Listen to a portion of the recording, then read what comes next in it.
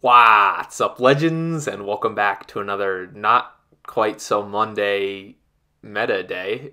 If you like cheese, it's Feta Friday, but today we're going to be talking about the Unmatched League Ladder Season 8 Salmon. Ladder, if you are unaware, is a really great semi-competitive, semi-casual monthly format featuring a rotating roster of heroes and maps that is over on the wonderful website UMLeague.net. It is awesome. You can join anytime during a month, so you should go check it out if you are not involved already. Links for that website and the UMLeague Discord are in the description. And the salmon part is just my personal analysis on how each season of Ladder is going to go. Salmon stands for Seasonal Analysis of Ladder Meta and Other Novelties. I love acronyms.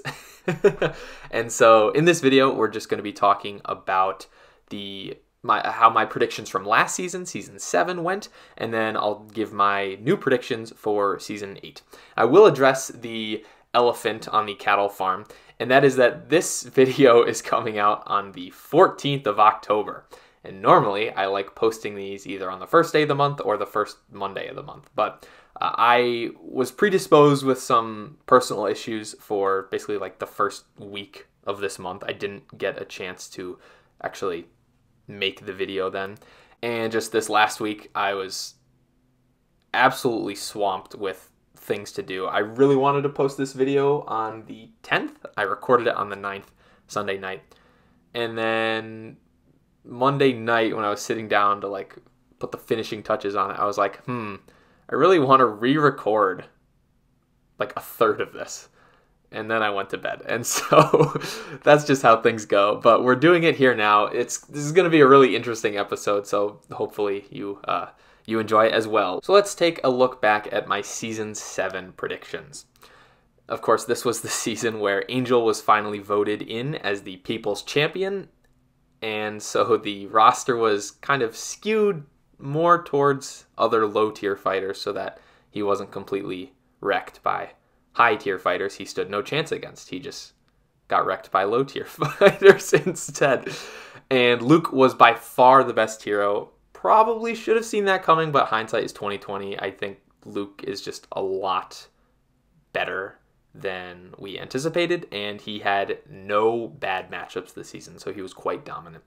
Everyone in the next two tiers, the also great and the questionable tiers, was kind of in a weird spot where I really wasn't certain how to rank them, but I think this ranking of Buffy and Robin Hood being great, and then Bullseye, King Arthur, and Invisible Man being questionable is probably pretty accurate. One, because of a new win rate calculation I made this month, and two, just because they had all of them had some really interesting matchup spreads where they did really well into some fighters and just not great into others. It was kind of polarizing, and so the analysis for this season was very tricky.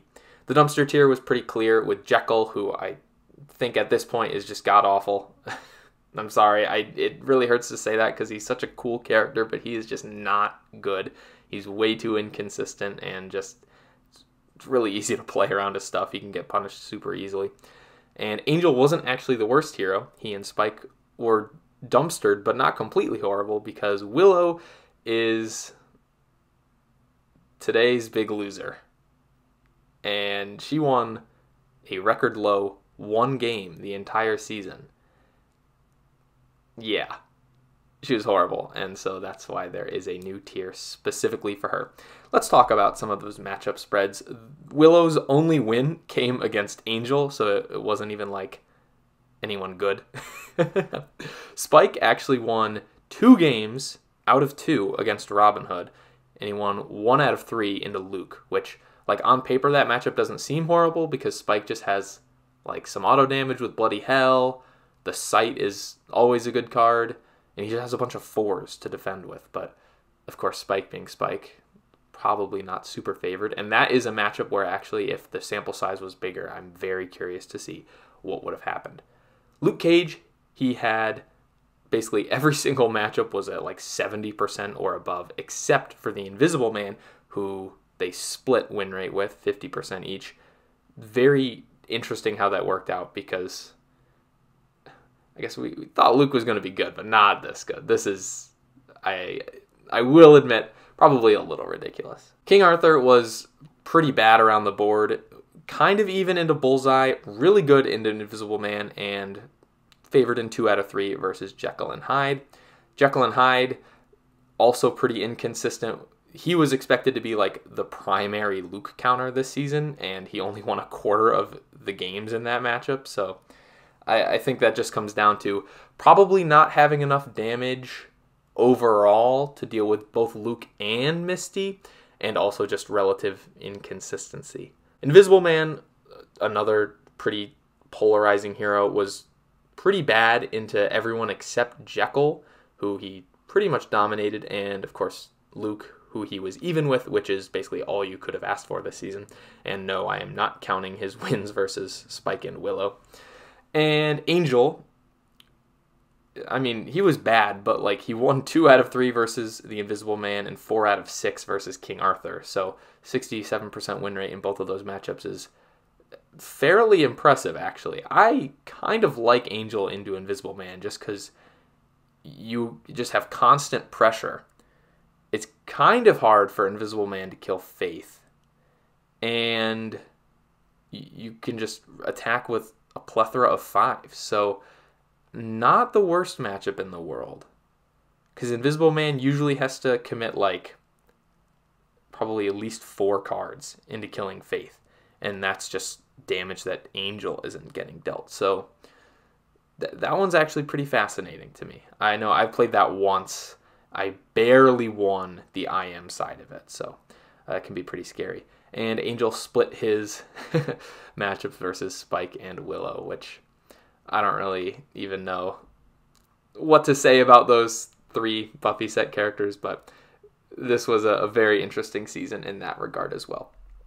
So like I said, trying to figure out the analysis for the season was pretty complicated because there were a lot of heroes that were kind of in similar spots, like Buffy, King Arthur, Invisible Man, Jekyll and Hyde, Bullseye, and Robin Hood are all kind of in like that same quadrant on the win rate versus plays graph. Of course, I think Jekyll is clearly the worst of that group, but like it's kind of hard to differentiate people.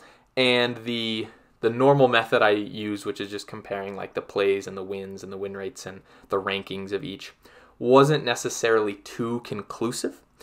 One thing I would like to point out, though, is that Luke Cage was the most played hero and had the highest win rate, which I don't think has ever happened in a season of Ladder before. So just based off of those 2 numbers alone, I think Luke is pretty much clearly the best hero, but ask anyone that played this season and they'll probably tell you the same thing. Luke Cage was completely dominant this season, and it's a miracle that he was let through that many times. And I think people, at least at the beginning of the season, fell into the line of thinking that I did, where thought that Invisible Man and Jekyll and Hyde would be a lot better into him than they were, so you could try to counterpick him off the bat instead of just banning him out with the first pick of the selection process. And the Luke player was pretty successful in that regard. So something that one of my commenters, Colby Ruby VODs, I think he has a Twitch channel that he posts his VODs here on YouTube, so go follow him, I guess. Yeah, he left a comment in the last Salmon that said, I wish we could have Wade overall average win rates. And that is definitely something I've been thinking about for a while, because weighing win rates and just getting, I guess, figuring out how you want to calculate that number can give you more accurate results than just the overall win rate. It can tell a slightly better story. So I reached out to Snuggles, who actually did some calculations for weighted win rates for the Summer of Legends, and he did some analysis on that. And I asked him, I was like, hey, what's the scoop here? I'm a math guy, so I also was just curious from my own regard. And he basically had this formula where you were weighing win rates based on the usage rate of heroes, or I guess their overall like popularity in the season. Basically, Luke Cage and Robin Hood each played like 130 games. They were about 790 games played this season. So overall, Luke was seen in 1/6 of all the games played. Same with Robin Hood. So Luke's usage rate was about 16%. So basically, you're comparing a hero's win rate against another hero and multiplying that by how popular that other hero was. And then you're adding together all of those calculations for all the different matchups a hero has, and then dividing it by the total win rate for or the total usage rate, I should say, for everyone else in the denominator, which is basically 1 minus the hero's own usage rate. So if you don't care about math at all, that's just how it works. I thought about going into like a really in-depth explanation, but I figured most people probably wouldn't care anyways, so I just tried to give a quick summary there. Basically, it rewards heroes who can win against the most popular heroes. Like, those wins matter a little bit more. So like, sure, you can win a bunch of games against Spike and Willow, but because they weren't played at all, it doesn't have as much as an impact as, say, winning a bunch of games versus Luke or Robin would have this season. So there are a couple limitations with the calculations I've made. I did not separate Buffy's win rate by sidekicks.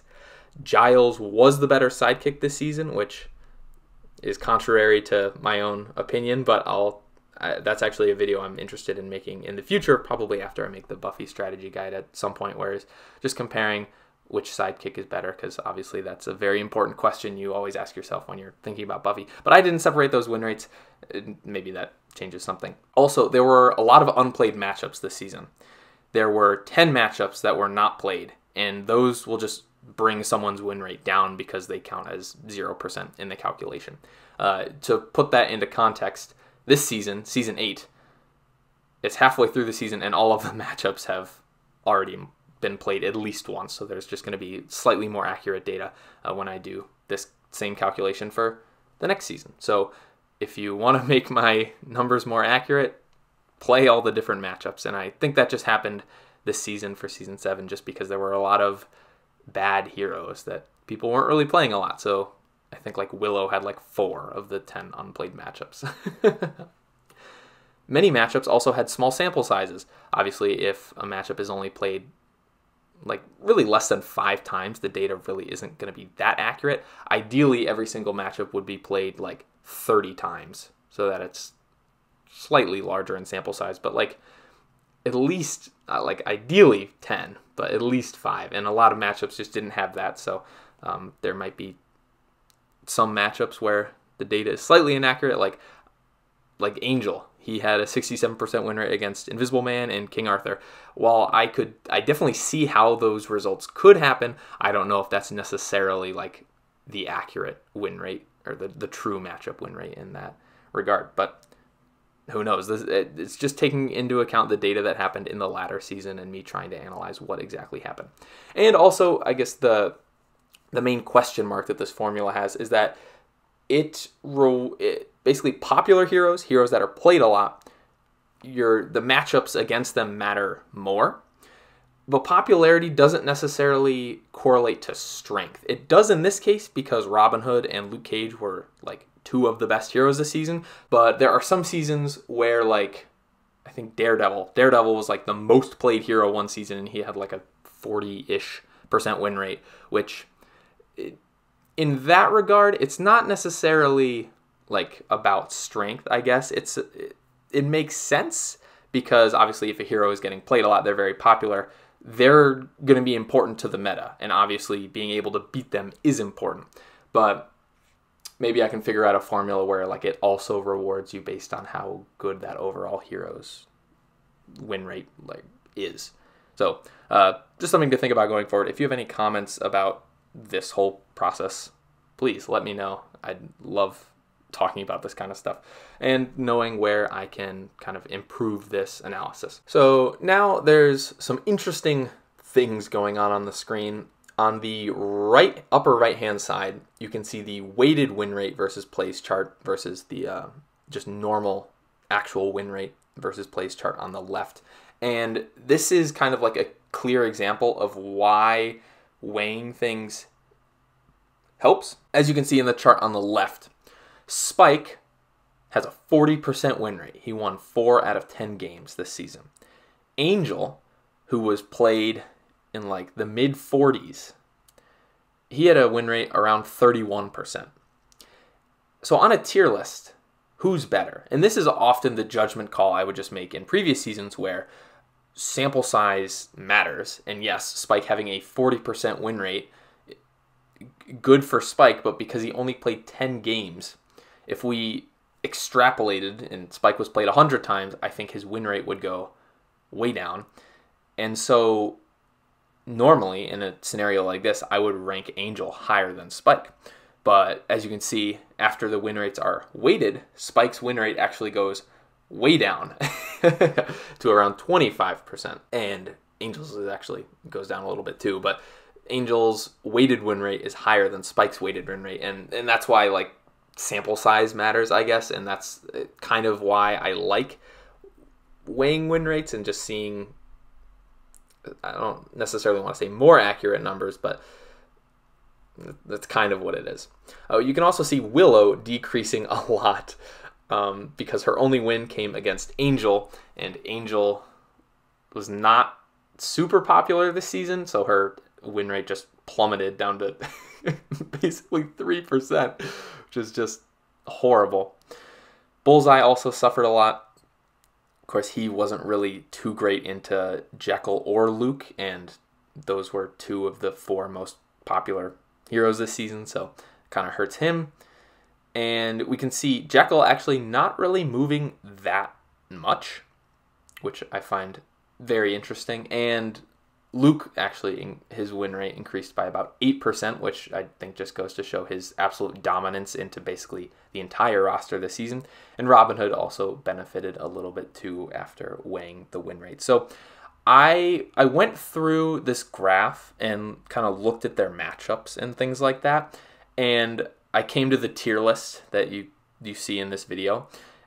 And then as I was like sitting down to record this earlier this week, I like looked at the tier list and I was like, oh, this perfectly corresponds with their weighted win rate ranks in that second column from the right. I was like, that is kind of unintentional, but I guess it's interesting that like I came to that conclusion separately, but using the same data. Like I said, Buffy and Robin Hood were like pretty solid into a lot of the cast. Buffy was particularly good into Invisible Man, King Arthur, and Robin Hood. Robin Hood being one of her strongest matchups. Like she's known for being a pretty solid Robin Hood counter. And Robin Hood was very solid into I Am and King Arthur, and also really good into Jekyll and Hyde. Well, both of them suffered versus Luke. Robin obviously suffers into Buffy. But Robin had a tough time beating Bullseye, and Buffy had a tough time beating Jekyll and Hyde, actually. So I think 2 very solid heroes. They deserve to be separated from the rest because Bullseye couldn't really beat Jekyll and Hyde or Luke. Luke is just a horrible matchup for him. I know that from experience. But Bullseye did really well into Invisible Man and like decent into both Buffy and Robin Hood.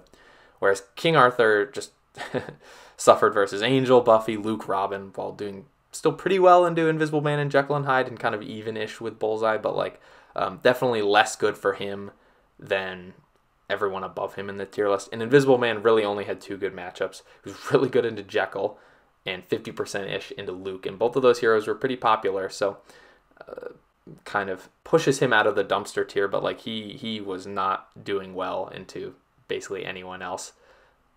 Angel, Buffy, Bullseye, Arthur, and Robin all pretty much smacked him, which is a little unfortunate for him. I expected better things out of Invisible Man. So yeah, this is kind of my analysis for the season. Please let me know what you think and what you think of weights. Fascinating stuff. So the Season 8 roster. We're doing something interesting this month where it is the 10 fighters that were played in the grand finals of the Summer of Legends tournament with Darkblade and Chad, a.k.a. Chadicular, a.k.a. Dadicular, a.k.a. Unmatched Chad. He's a man of many names. And now, he's a champion. So we have Achilles, Muldoon, Luke, Raptors, and the T-Rex from Darkblade's side, and Alice, Beowulf, Daredevil, Ghost Rider, and Wukong for, we'll call him Chad's side. So it's a really, I think, unique idea, and I think it was Chad that came up with it, but I'm not sure. Whoever did deserves a pat on the back, because it's actually a really fun idea.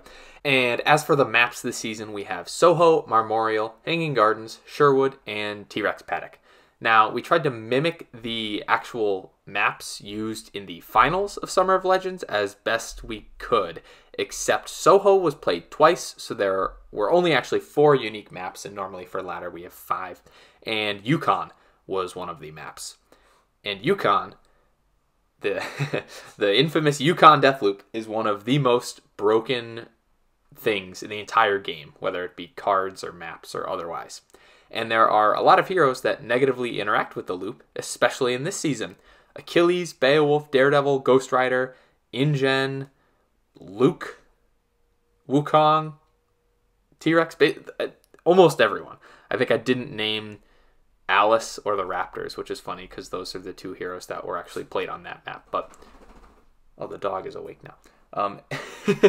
Anyways, Yukon is probably not the funnest choice. So in the interest of the sanity of the players, we chose to remove Yukon and instead add Marmorial.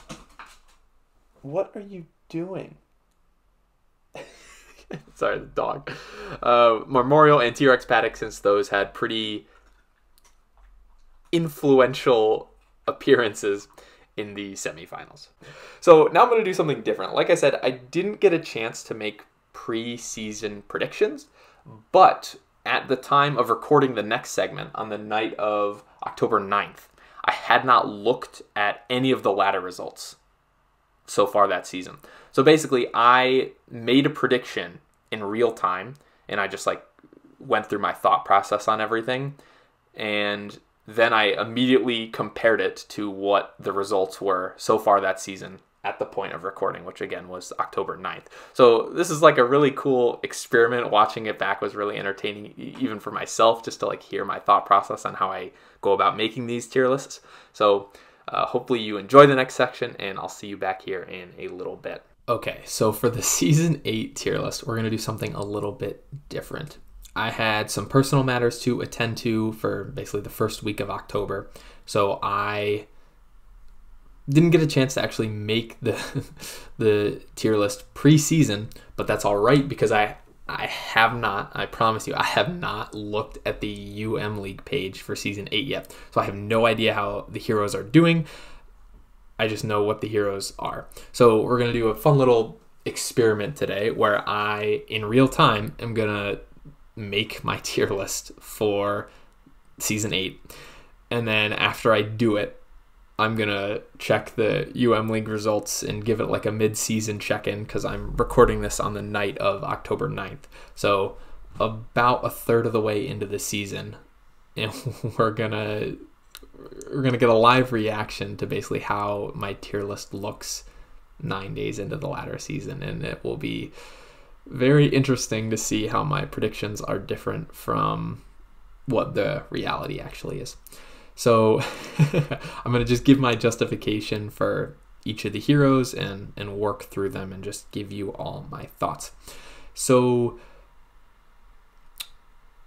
this is just how I make these tier lists in general, but usually I check some data first. I'm not going to check any data. We're just going to go on my intuition.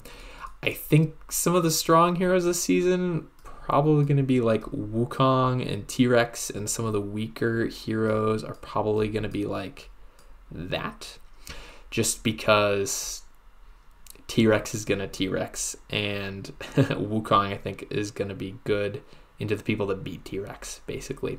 I think T-Rex's worst foes this season are probably Luke Cage, Alice, and Achilles, and Wukong does pretty well into all of them, so I think there's going to be a cool rock, paper, scissor element to the first pick of the draft, just because I think T-Rex beats Wukong in general, although one of the maps this season, Soho, is not good for her. Marmorial's pretty good. T-Rex Paddock's pretty good. Sherwood I'm not sold on that. And the last one is Hanging Gardens. That's really good for her. Although I guess T-Rex would have map pick and not position pick. So like she's either going to be going first on Soho or like second on Hanging Gardens or something. Actually, she probably picks Paddock because that's probably fine to go second or first on. And like going second as the T-Rex isn't necessarily horrible just because your opponent is probably going to run. But then you're not like, well, actually going second as T-Rex is pretty bad because then your opponent has hand advantage. You're going to have to boost in to hit them. Otherwise, you're going to overdraw. Well, I think map pick is more important for her anyways, just because Soho is cheeks. So I guess this is like where the question comes in, like, who's going to be better?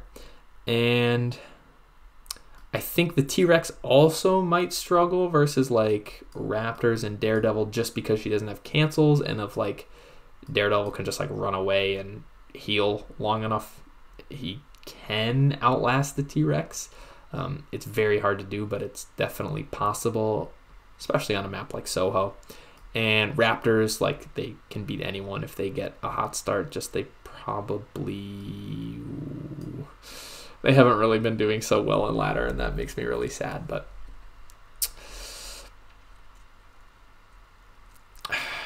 I guess it comes down to how reliably like Luke, Alice, and Achilles can beat T-Rex, and whether or not that's enough counters to say that Wukong will just be better in general.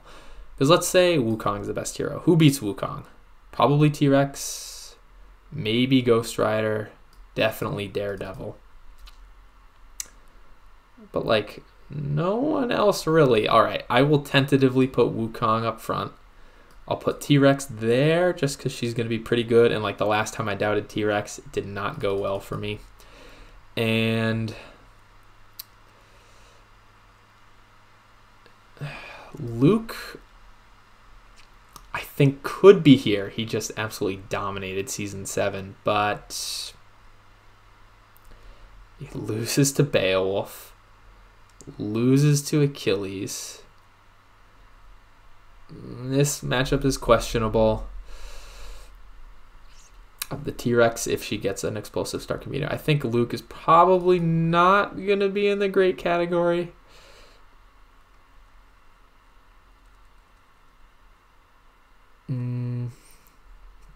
I want to put Achilles here, but he struggles into Wukong. He pretty much beats everyone that's already on the board. The Alice one can be a toss-up, but I think I like the Achilles side a little bit more. Achilles Beowulf, that's a fun one, as we actually saw in the finals. And the maps, Soho, Hanging Gardens, Sherwood. Hanging Gardens would be good because that's pretty tight. Paddock is also pretty tight. What's the last one? Memorial. Okay, so no amazing maps for him, but like Soho is not good. And oh my god, I should just write these down so I don't have to keep remembering them. I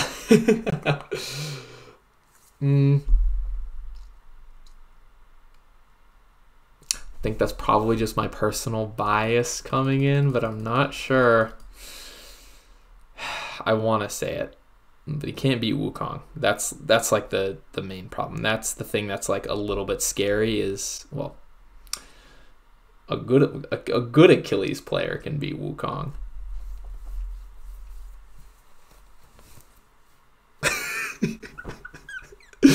Sorry, John, but that is not a matchup I would reliably count on as a win for Achilles. So there's going to be, like I said, an interesting kind of like rock, paper, scissor. I always go scissors. Scissors is the way to go. Rock, paper, scissor meta between like Wukong, T-Rex, and the T-Rex counters. So that will be interesting. InGen is in a very interesting spot this season. This is probably a close matchup for InGen. I think T-Rex pretty much beats him. Achilles also pretty much beats him. Luke pretty much beats him. Ooh, but he can beat these fools. He beats Daredevil, probably beats Ghost Rider, probably beats Raptors. So, but he isn't really going to be good into anyone that I think will be played.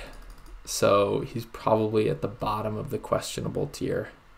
It probably looks something like this. And I didn't really justify these either. I think Raptors are probably not going to get much love. They historically don't.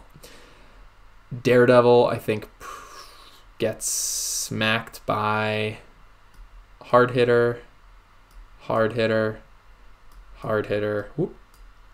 InGen, I think, can aggress him.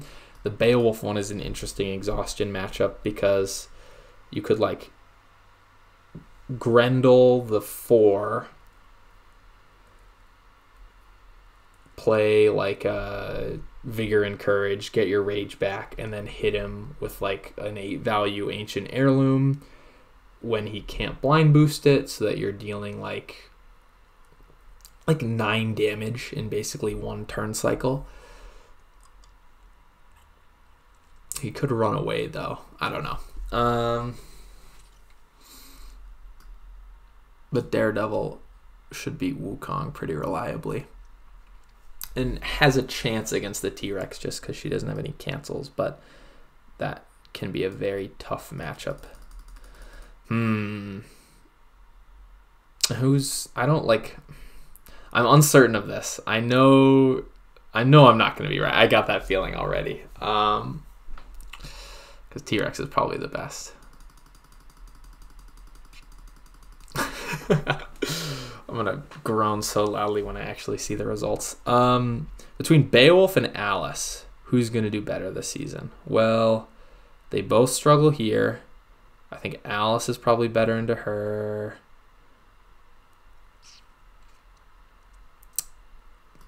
Beowulf's probably better into Achilles. Beowulf is better into Luke. Alice is probably better into InGen.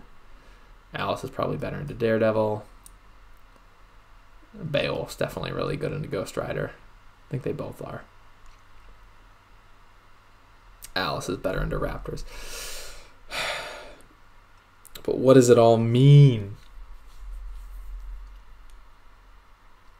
Do I like this? I'm not sure.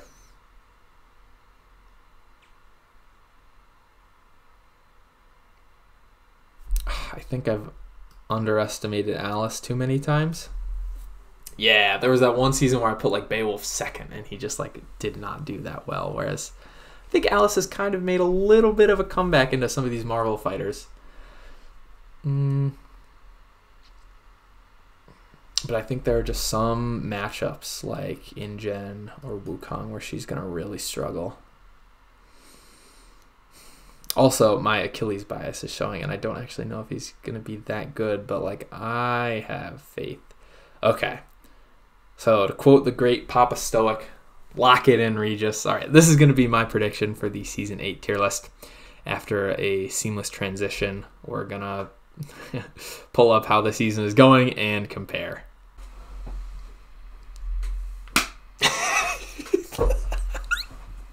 Okay, so I'm about to pull up Ladder Season 8 for the first time. This is my first reaction to seeing what's happening.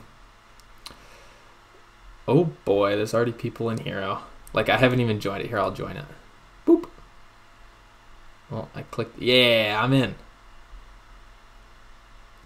There I am. In 50th place. Oh, come on, Frank. You got to get some games in. Interesting. Okay, so what has been going on? Where is the summary?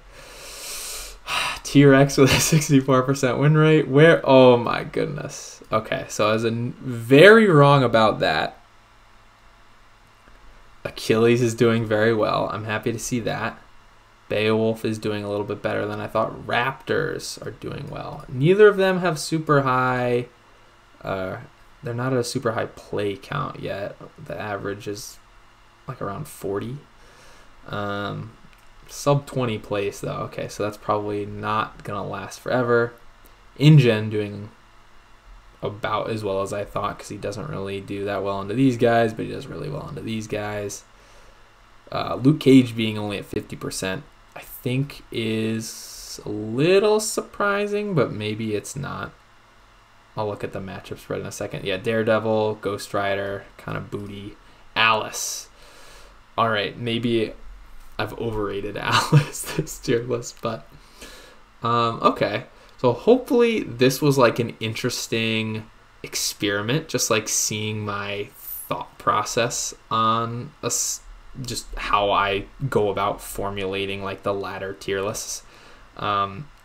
We will still check back in and see like how things have changed at the end of the month, like I normally do. But this was like not a mid-season check-in, like a third season check-in after I made the tier list in real time. So it'll be very interesting to see how all that changes. So yeah, hopefully this was very interesting and you enjoy the conclusion of this video. So yeah, like I said, hopefully just seeing my thoughts going through that tier list, making it live, was cool for you. And it was very interesting to see immediately how wrong I was on a couple of things. T-Rex is absolutely dominating this season, and Wukong is just not elite at all. But it's just interesting to see things like Achilles really panning out as a smart pick for me. But yeah, a lot of interesting happenings so far this season, and this is really fun. I've played about 5 games at the point of recording right now on Friday the 14th, and this is definitely, I have like the feeling I'm just like attracted to the season in a way where like I want to get to Legend, I guess. So hopefully I can find the time to do that, but that's gonna be a little hard since I just have a lot going on this month, and there's a lot of other videos I want to get out, and oftentimes I'm faced with the choice of either it's like, oh, okay, well, I could like sit down and play ladder for 4 hours, or I could make a video, and it's definitely a tough choice. So I hope everyone's enjoying the content so far. Sorry this salmon video is pretty late, but hey, better late than never. That's what they say, whoever they is. That sounds very ominous. So I hope everyone's enjoying their cheesy Feta Friday. I hope you all have a great rest of your weekend. Thank you so much for watching, and as always, like, subscribe, and yeet!